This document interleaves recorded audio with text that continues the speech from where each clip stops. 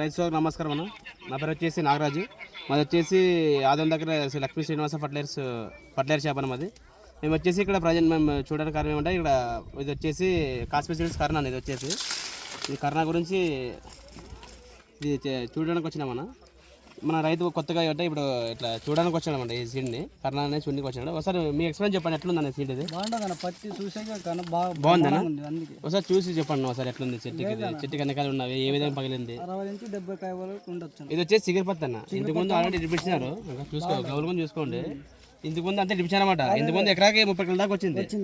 ఇప్పుడు వచ్చేసి మొత్తం చిగురుపత్తి ఇక్కడ నుంచి చిగురుపత్తి వచ్చేసి 70 నుంచి 80 కాయలు ఉన్నాయి. ఇప్పుడు కూడా ఎకరాకు 5 ఎకరాలు రావచ్చు. మీ ప్రకారం ఎంత బాగుందా పత్తి? బ్రహ్మాండం వేసుకోవచ్చా మీరు? ఇప్పుడు చూసేందుకు వేసుకోద్దామని ఇప్పుడు మీరు నెక్స్ట్ ఇయర్ వేసుకోవచ్చా పత్తి? బాగుండదు పత్తి అయితే కూడా బాగా అనిపిస్తుంది కదా. మీ దేవురన్నా చూడనీకే వచ్చినారా మీరు? ఓకేనా. ఓకే.